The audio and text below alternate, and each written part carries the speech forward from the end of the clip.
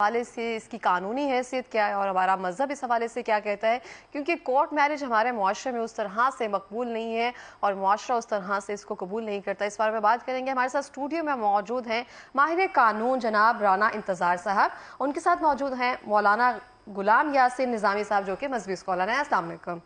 بہت شکریہ سر آپ دونوں کا پروگرام میں تشریف لانے کے لیے فرسٹلی تو. اور سیکنڈلی سر آپ سے شروع کرتے ہیں. فرسٹلی رانا صاحب میں آپ سے پوچھنا چاہوں گی، ہم ہمیشہ سے دیکھتے ہیں کہ جب ہم کہتے ہیں کورٹ میرج تو ہم کہتے ہیں کہ بھاگ کر شادی کر لی، سم تھنگ اس طرح سے، یا باہر جا کر کورٹ میں شادی کر لی، تو اس کا تعلق کہتے ہیں کہ گھر والوں سے نہیں ہوتا، معاشرے سے بالکل ہٹ کر جا کر شادی کی. تو یہ اس طرح سے ہماری سوسائٹی میں ایکسیپٹنس کیوں نہیں ہے اس کی؟ ٹھیک ہے، پہلے تو ہم اس کو بریف کر لیتے ہیں کہ کورٹ میرج ہے کیا. ٹھیک ہے، کیونکہ ہمارے ذہنوں کے اندر وہ جس طرح فلموں میں دیکھ کے نا ہمارے بہت ساری فیمیل لائرز یہ ایک بڑا اچھا ریفرنس ہے، میل لائرز آ جاتے ہیں، وہ فلموں میں انہوں نے دیکھا ہوتا ہے، حالانکہ عدالتوں میں آپ نے پرٹیکولر بات کرنی ہوتی ہے ٹو دی پوائنٹ. ٹھیک ہے، اور ایٹماسفیئر ویسا نہیں ہوتا جو آپ فلموں میں دیکھ رہے ہوتے ہیں. تو کورٹ میرج بھی وہ فلموں والی نہیں ہوتی. کورٹ میرج میں آپ نے پہلے نکاح ہی کرنا ہے. ٹھیک ہے، ٹھیک ہے، شادی ہے کیا ہے؟ شادی جو ہے 1971 سے پہلے اس کا تو نکاح نامہ بھی نہیں تھا. وہ تو ایوب کے دور میں یہ لاز بنے تو نکاح نامہ آ گیا. اب ہمارے پیرنٹس ان کا تو نکاح نامہ بھی نہیں ہوگا. ٹھیک، اس کا یہی ہے کہ آپ نے آفر ایکسیپٹنس ہے وٹنسز کی موجودگی میں. ٹھیک ہے، پھر اس کی جو ہماری دیگر حق مہر یا دوسری جو شرائط ہیں، یہ ساری جو بھی اسلام کے دائرے میں رہتے ہوئے شرائط ہیں ان کے مطابق جو نکاح ہے. ٹھیک ہے، اس کا ریٹرن ہونا بھی ضروری نہیں ہے. اگر ہماری عدالتوں کی پریسیڈنٹس تو یہ بھی ہیں کہ اگر لڑکی لڑکا کہہ دیتے ہیں وہ میاں بیوی ہیں تو وہ میاں بیوی ہیں. ٹھیک، تو کورٹ میرج کوئی چیز نہیں ہے. اس کے لیے پہلے پراپر نکاح ہی کیا جاتا ہے. اگر لیٹ سپوز میں اس کو مثال کے طور پہ سمجھا لیتا ہوں، اگر کوئی لڑکی لڑکا کسی وکیل صاحب کے پاس چلے جاتے ہیں، ڈیفینیٹلی وہ پہلے انہیں سے کانٹیکٹ کریں گے. تو نارملی ان کے آفس میں یا کسی اور پلیس پہ پہلے نکاح خواں کو بلایا جاتا ہے، پھر وٹنسز کی موجودگی میں ان کا نکاح ہوتا ہے. نکاح نامے پہ ان کے سائن انگوٹھے ہوتے ہیں. نکاح ان کا پراپر ہو جاتا ہے. اس کے بعد کسی بھی طریقے سے کوئی کیس فائل کیا جاتا ہے لڑکی سے اس کے پیرنٹس کے خلاف، یا لڑکی سے ڈائیورس کا کیس فائل کرا دیا جاتا ہے، لڑکی سے مینٹیننس کا کیس. وہ اس لیے کہ اس نکاح نامے کی ویلیڈیٹی ہو جائے کہ وہ کورٹ کے اندر سبمٹ ہو گیا اور یہ میاں بیوی بن چکے ہیں. یہ نہ کوئی کل کو لیٹ سپوز اس کے پیرنٹس ان پہ ایف آئی آر کروا دیتے ہیں مہینے بعد، 2 مہینے بعد، 3 تو ایک جو چیز ہے وہ آلریڈی کورٹ میں رپورٹ ہو چکی ہوگی 3-4 سال پہلے. ایسا کوئی سسٹم نہیں ہے کہ جج صاحب کے سامنے جا کے آپ نے نکاح کرنا ہے. نہ کوئی نکاح رجسٹرار ہے ہمارا کورٹ کی طرف سے. نکاح رجسٹرار بالکل ہیں وہ جو جن کے پاس یہ لائسنس ہے نکاح کروانے کا. تو یہ سسٹم ہے اس میں. دوسری بات جو آپ کہہ رہی ہیں بھاگنے والی ہے، وہ دیکھیں ہمارے بھائی بھی بیٹھے ہیں، ہمارا مذہب بھی اجازت دیتا ہے. ٹھیک ہے، ہمارا قانون بھی اجازت، ہمارا قانون بھی مذہب کے مطابق ہی ہے نا. تو ایک تو میرا یہ ہے کہ جو اس چیزیں بڑھ رہی ہیں یہ بھی اچھی تو نہیں ہے.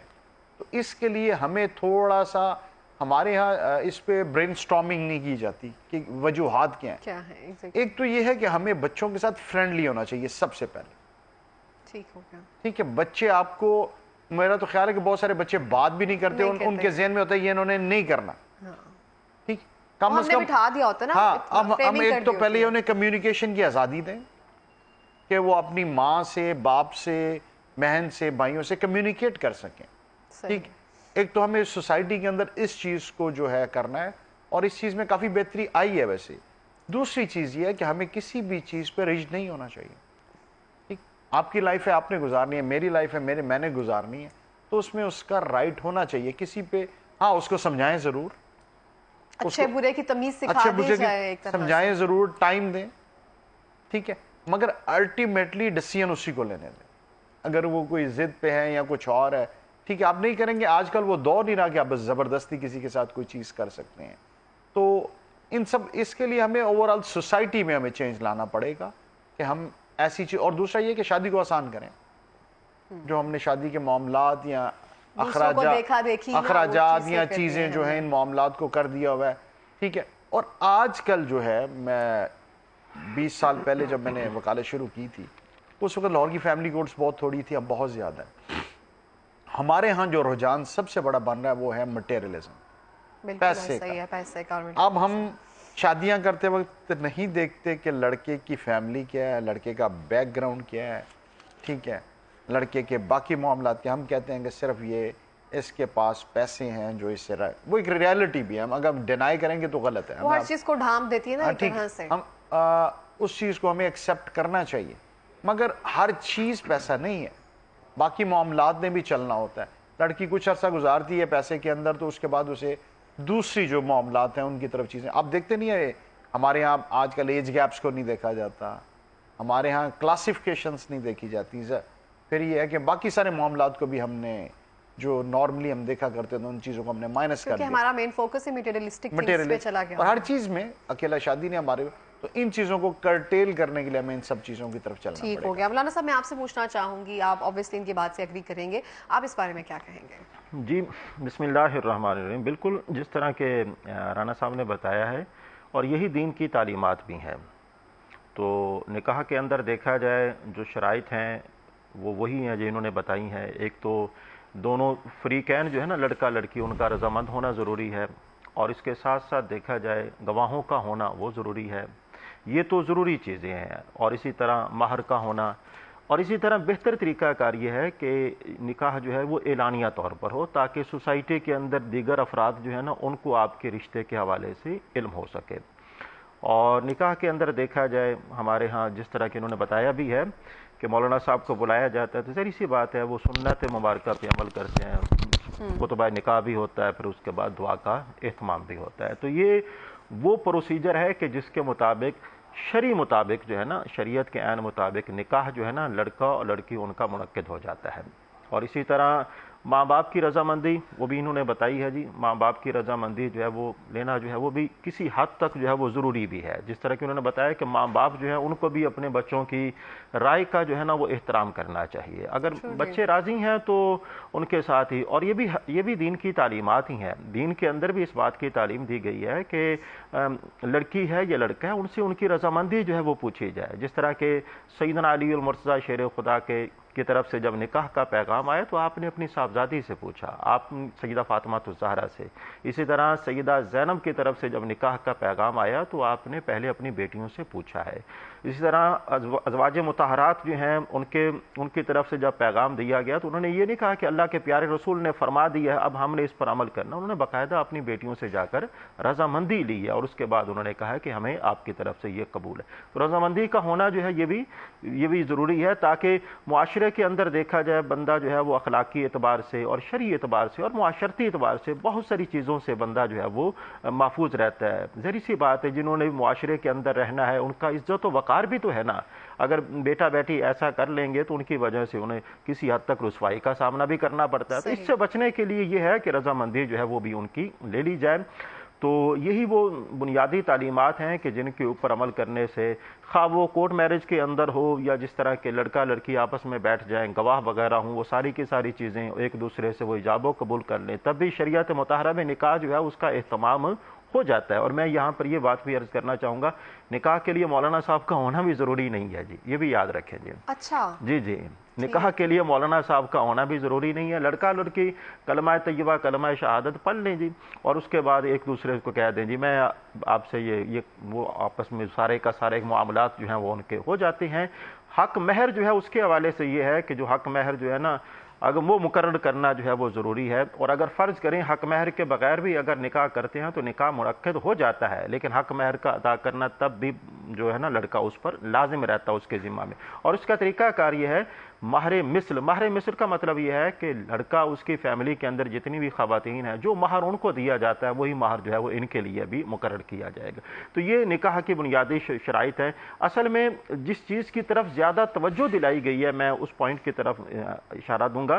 نبی کریم صلی اللہ علیہ وآلہ وسلم نے خفیہ اعلان کرنے سے منع فرمایا ہے, اور آپ نے نکاح کے لیے فرمایا اعلانیہ نکاح کرو, تاکہ سوسائٹی کے اندر ظاہر سی بات ہے آپ نے سوسائٹی کے اندر رہنا ہے, اگر کسی کے ساتھ چلیں گے بیٹا ہے یا بیٹی ہے, تاکہ آپ کے کردار کے اوپر آپ کے اخلاق کے اوپر کسی بھی قسم کی بات نہ کی جا سکے. لیکن اگر کوئی آدمی اس چیز کو نہیں دیکھتا تو پھر بھی اس کا نکاح جو ہے وہ شریعت کے مطابق منعقد ہو جاتا ہے. صحیح ہے. تو ہم اگر اس بات سے ایگری کر سکتے ہیں کہ اگر والدین کی رضامندی نہیں شامل ہو رہی ہیں, اگر دونوں فریقین راضی ہے, تو کورٹ میرج کرنا روایتی شادیوں سے زیادہ محفوظ بھی ہے اور آسان بھی ہے ایک طرح سے. نہیں دیکھیں میں اس کو بالکل نہیں کہوں گا. دیکھیں ہماری جو سوسائٹی ہے وہی ہے, belong to Pakistan and eastern society, ہمارا مذہب ہے, हर बंदे की एक रिस्पेक्ट है, चीज़ें हैं। मैं कतई नहीं कहूँगा, देखिए मैं तो पहले क्या करता हूँ, दो चीज़ों से आप अवॉइड करें, एक हमसे और एक डॉक्टर हाँ, से। डॉक्टर्स और एक हमसे आप इन चीज़ों की तरफ दावत ना दें, ठीक है, क्योंकि हमारे यहाँ जो लिटिगेशन भी है, मैं आपको बताऊँ, वो ईगो ज़्यादा उसमें, ओके सारी चीज़ों में। अगर आप फैमिली ब्रेक्स भी होती हैं तो इसमें ईगो है। ईगो है। आप तो माशाल्लाह फीमेल है, तो आपको तो ज़्यादा इन चीज़ों का इल्म होगा। तो लिटिगेशन में भी 80% जो केसेस हैं वो ईगो की वजह से आते हैं। पता होता है उनको वो कि ये इसने ये किया, इसने ये किया, मगर वो ईगोटिस्ट होने की वजह से हम चीज़ों। तो मेरा ये होता है कि आपने हॉस्पिटल और अदालतों को दावत मत दें। बहरहाल रिस्पेक्टफुल तरीकाकार यही है कि आप अदालत और वकला के बगैर शादी करें, वो ज़्यादा अच्छा है। और इसमें बिल्कुल महफूज वाली कोई बात नहीं है। आपका जब निकाह हो जाता है, गवाहन की मौजूदगी में हो जाता है, और उसके बाद आपके सारे जो कंडीशंस हैं वो फुलफिल हो जाती हैं, तो उसके बाद इसमें कोई ऐसी चीज़ रह नहीं जाती कि हम उसको कहें कि वो महफूज नहीं है। और ख़ास तौर पे दो लोगों का है ना जी, बिल्कुल ऐसे ही ठीक है। तो सर मैं इस बारे में पूछना चाहती हूँ, तो जो हम निकाह रजिस्टर्ड नहीं करवाते हैं, जो हमारी कोर्ट में जब जिस तरह से हम निकाह करते हैं, हमारा जो मौलाना साहब के साथ निकाह होता है, उसको बहुत सारे लोग निकाह रजिस्टर्ड नहीं करवाते हैं, उसकी क्या हैसियत होती है निकाह की? क्या उसकी कानूनी कोई हैसियत है? देखिए मजहबी एतबार से तो मैं कह रहा हूँ कि आपको मैंने पहले भी अर्ज़ किया कि 1971 में पाकिस्तान में कानून बने फैमिली लॉज, जिनके तहत निकाह नामा की रजिस्ट्रेशन शुरू। अगर उससे पहले आप देखेंगे तो पाकिस्तान में किसी किस्म का कोई रजिस्ट्रेशन भी नहीं थी।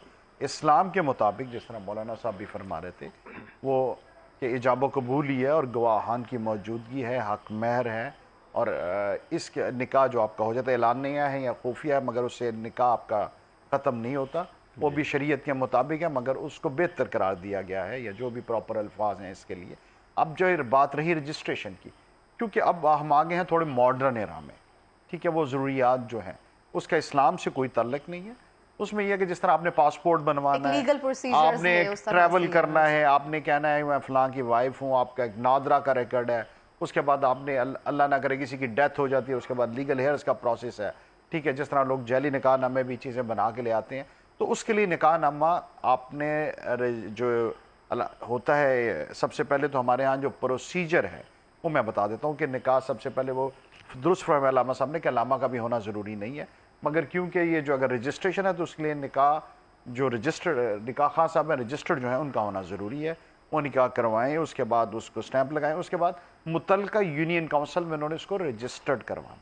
सही हो गया, ठीक है, वही चीज़ फिर नादरा के सिस्टम पे जाती है। उसके बाद आप जाके नादरा का जो रिकॉर्ड है आपके ID कार्ड के लिए, वहाँ पे उसकी रजिस्ट्रेशन करवा लें, ताकि जो फर्दर मामलात हैं उनके सारे जो हैं वो चीज़ें उसके मुताबिक जो है हो जाए, ताकि क्योंकि लड़कियों के लिए एक तो मुझे तो एक नादरा के सिस्टम से भी एतराज़ है, उसके नादरा के ID कार्ड में फिर 2 खाने होने चाहिए, एक में पेरेंट का नाम है, एक में हस्बैंड का नाम है। फादर या फादर का नाम जो है वहाँ से डिलीट नहीं होना चाहिए, परमानेंट रहना चाहिए, ताकि कॉम्प्लिकेशंस जो हैं उसमें आसानी, और बार बार उनको ID कार्ड जो है वो चेंज ना करवाना पड़े। तो ये इसके रजिस्ट्रेशन का सारा प्रोसेस। और अगर आप नहीं भी करवाते तो उससे ये नहीं है कि, मगर यह है कि कल को अल्लाह ना करे आपको ज़रूरत पड़ती है इस चीज़ को प्रूव करने की, और कोई आके इस चीज़ को डिनाई करता है, तो फिर आपको विटनेसेस की ज़रूरत होती है, क्रेडिबिलिटी। ठीक हो गया। मेरा सवाल जो है मौलाना साहब से, मौलाना साहब मैं आपसे पूछना चाहती हूँ कि हम जो शोहर होते हैं जो पहली बीवी की इजाज़त के बगैर दूसरी शादी कर लेते हैं, तो क्या ये दुरुस्त है? अगर हम इसको मजहबी एतबार से देखें, इसकी हमें हिस्ट्री क्या मिलती है?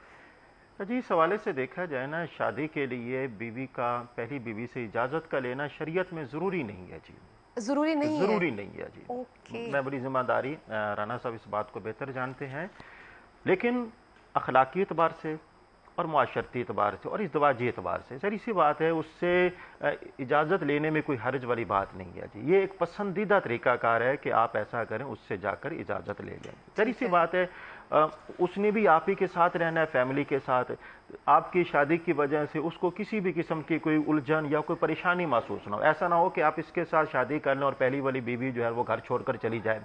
ऐसा भी तो होता है ना हमारी सोसाइटी के अंदर। तो आप इन चीज़ों का ज़रा फोकस कर लें। अगर पहली बीवी, जब ये मैं अर्ज़ कर दूँ, ज़रूरी नहीं है, लेकिन इजाज़त लेना जो है वो बेहतर है आपके हक़ में। ज़री सी बात है, अगर आप एक से शादी करेंगे और पहली वाली छोड़कर चली जाए तो फिर बीवी बच्चों को साथ ले, तो ये ऐसे मामलात होते हैं कि जिनमें बंदे के लिए ये है, शादी जो है ना शरीयत मुतारक के अंदर जिसकी इजाज़त दी गई है वो ये है کہ جو آدمی دوسری شادی کرنا چاہتا ہے نا تو اس کو یہ دیکھنا چاہیے آیا کہ اس نے پہلی جو خاتون ہے اس کے حقوق کو ادا کیا ہے کہ نہیں کیا. لیکن اگر لوگوں کو شادی کرنے کا بڑا شوق ہوتا ہے لیکن وہ حقوق جو ہیں وہ ادا نہیں کر سکتے، جس طرح کے نان و نفقہ کے معاملات ہیں اور اسی طرح دیکھا جائے اس کی جو دیگر ضروریات کے اہتمام ہے، اگر وہ پورے نہیں کر سکتا تو شریعت مطالعہ میں اسے شادی نہیں کرنی چاہیے. وہ اس کے حق میں بہتر نہیں ہے، اس لیے کہ اللہ کے پیارے رسول کا فرمانا ہے اگر تم ایسا کرو گے تو کل قیامت والے دن اس کے بارے میں تم سے پوچھا جائے گا. جی تو یہ جو زیادہ اہمیت کی حامل بات ہے نا ہماری سوسائٹی کو اس حوالے سے جاننا چاہیے وہ یہ ہے کہ آیا کہ شادی تو کر لیں گے، اب شادی کرنے کے بعد جو حقوق کا ادا کرنا ہے آپ وہ کر بھی سکتے ہیں کہ نہیں کر سکتے، جس طرح کے نان و نفقہ کے معاملات ہیں، جس طرح کے رہائش کے معاملات ہیں اور اسی طرح دیکھا جائے دیگر بہت سارے ایسے معاملات ہیں. ان معاملات پر فوکس کرنے کی ضرورت ہے، وگرنہ شریعت مطہرہ کے اندر دیکھا جائے دوسری شادی بلکہ تیسری شادی یا چوتھی کرنے کی بھی اجازت ہے، لیکن یہ اس شخص کے لیے ہے کہ جو ان کے حقوق کو احسن طریقے سے ادا کرتا ہو، استطاعت رکھتا ہو. اور دوسری بات یہ ہے کہ پہلی والی بیوی جو ہے نا وہ بھی اپنی طرف سے رضامندی کا اظہار کرے کہ وہ کہے کہ جی ٹھیک ہے. اگر ایسا نہ ہو کہ ایک شادی کریں اور دوسری بیوی روٹ کر چلی جائے تو پھر تو آپ وہ ذہنی طور پر اور قلبی طور پر پریشانی کا شکار ہو جائیں گے. اس حوالے سے بھی ضرور جو ہے وہ ہمیں دیکھنا چاہیے. اس حوالے سے ہمیں کوئی سنت مبارکہ یا احادیث نہیں ملتی ہیں؟ جیسے آپ نے کہا کہ مجھے نہیں آئیڈیا تھا کہ اخلاقی طور پر یہ درست ہے یا پسندیدہ عمل ہے کہ چلو اجازت لے لے جائے مذہبی اعتبار سے کہ اجازت کی ضرورت نہیں ہے. اصل میں دیکھا جائے نا علاقے کا بھی فرق ہوتا ہے. ہمارے ہاں دیکھا جائے نا خاص طور پر یہ پاکستان اور ہندوستان میں یہاں پر دوسری شادی کرنا جو ہے یہ خاتون کی نظر میں یہ عیب جو ہے وہ تصور کیا جاتا ہے. اب جبکہ دیکھا جائے عرب ممالک ہیں وہاں پر وہ خواتین اپنی خوشی سے اپنے میاں کی دوسری شادی پھر تیسری شادی یا چوتھی شادی جو ہے وہ کرواتی ہیں. لیکن ہمارے ہاں ایسا یہ ہے کہ ہم لوگ جو ہیں وہ اس کو معیوب سمجھتے ہیں، جبکہ معیوب بات نہیں ہے بلکہ اچھی بات ہے. جی اور اس میں کیا ہے کہ اللہ پاک کسی کے آنے کی وجہ سے آپ کے رزق میں اضافہ بھی فرمائے گا. جس طرح کہ ایک مہمان ہے وہ آپ کے پاس آتا ہے تو آپ کے رزق میں اضافہ ہوتا ہے.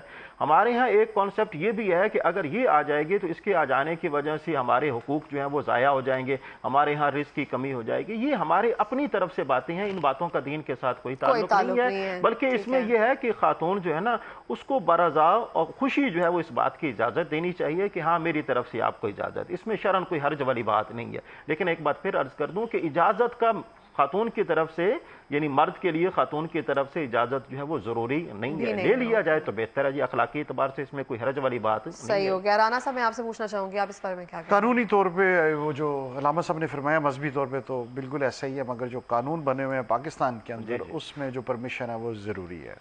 اگر پرمیشن نہ ہو تو آپ پروسیکیوٹ کر سکتے ہیں، اس کے خلاف جو ہے پرائیویٹ کمپلینٹ فائل کی جا سکتی ہے جس میں آپ کو سزا بھی ہو سکتی ہے. اور جو پاکستان پینل کوڈ ہے وہ اس چیز کی اجازت دیتا ہے، تو اس کے مطابق جو ہے وہ اجازت ضروری ہے، مگر ہمارے مذہب کے لیے وہ اجازت ضروری نہیں ہے. جس طرح ہمارے مذہب میں جو ایک فیملی لا ایوب نے بنائے ہوئے ہیں کہ وہ کیونکہ جب کسی کی ڈیتھ ہوتی ہے جو میت ہوتی ہے میت کی وراثت دیکھی جاتی ہے. بالکل. اگر باپ فوت ہو جاتا ہے دادا کی موجودگی میں تو اگر دادا فوت ہوتا ہے تو پھر اس کی وراثت اس کو نہیں دی جاتی، مگر وہ جو لاز بنائے گئے پھر اس میں اس کو وراثت دی گئی. تو وہ چیز ان اسلامک اس طرح سے جو چیزیں ہیں تو کہیں نہ کہیں کانٹراڈکشن چیزوں میں آتی ہے. تو میں کیونکہ اب اسکالر تو نہیں ہوں کہ میں اس چیز پہ اب بحث شروع کر دوں، نہ ہمارا آج کا ٹاپک ہے، مگر جو پاکستانی لاز ہیں اس میں آپ پروسیکیوٹ کر سکتے ہیں، بلکہ میں نے خود بھی کیسز میں کر کے تو پروسیکیوشن کروائی ہے، ان کو سزا بھی کروائی ہے. تو آپ کو لگتا ہے کہ ایز این اگر میں ویمن دیکھوں اس کو تو مجھے لگتا ہے کہ شاید ہمارا لا جو ہے وہ بہت سی خواتین کے جیسے ہم کہہ سکتے ہیں ان کی کمپلیکس کے لیے نا ایک آسانی کر دیا ان کے لیے کہ اگر آپ سے پرمیشن نہیں لی گئی ہے آسانی ہو جاتی ہے خواتین کے لیے جب کوئی پوچھ لیتا ہے. ہمارا جو ملک ہے مجھے ورلڈ وائڈ تو میں نہیں کہہ سکتا، پاکستان میں جب فیملی کیسز آتے ہیں تو کورٹس کا بھی جو ٹلٹ ہے وہ 90% خواتین کی طرف ہی ہوتا ہے، فیمیلز کی طرف ہی ہوتا ہے جو اس کا جھکاؤ ہے. سمجھیں کہ فیملی کیس میں اگر میل گیا ہے تو اس نے کیس کو ہارنا ہی ہے. ریئر چانسز جو ہیں کہ اس میں اس کا جو بھی نارمل جو ہے. صحیح ہو گیا. اچھا رانا صاحب ہمارے پاس ٹائم کم ہے، میں آپ سے پوچھنا چاہتی ہوں کہ جو بھی اب جتنے بھی لوگ ہیں شادی شدہ ہیں جو اپنے کسی بھی بانڈ میں ہیں، آپ نے کہا کہ جیسے اس کی تعداد جو ہے بہت بڑھتی جا رہی ہے کہ ریشو اتنی بڑی ہے کہ لوگ طلاق کی طرف زیادہ جا رہے ہیں، ہمیں اس طرح سے پیشنس رہا مٹیریلسٹک زیادہ ہو رہے ہیں تو ہم زیادہ تر ہمارا رجحان ان کی طرف جاتا ہے. پہلے ایک ہی چیز کی طرف جب وہ مل جاتی ہے پھر ہمیں ہوتا ہے کہ اس چیز کی کمی ہے. اس چیز کو ہم کیسے اوور آل کیٹر کر سکتے ہیں کہ ہم طلاق کے رجحان سے بچ سکیں؟ دیکھیں میں یہ تو انڈیویجول آپ کے رائٹ ہے نا. دیکھیں ہمارے इस्लाम ने भी राइट दिया मर्द को, और इसमें कोई दूसरी राय नहीं। अगर वो साथ नहीं रहना चाहते, आप किसी को ज़बरदस्ती तो साथ नहीं रख सकते। ये हमें सोसाइटी में ये ज़रूर लेकिन ओवरऑल एक थिंक टैंक हम बैठे हैं, तो उसमें मैंने कहा कि सबसे पहले हमें मटेरियलिज्म को देखना पड़ेगा। हम शादियां करते वक्त सिर्फ पैसे को देके शादियां मत करें। हम ये भी देखें कि इसने लॉन्ग टर्म इसके साथ चलना है।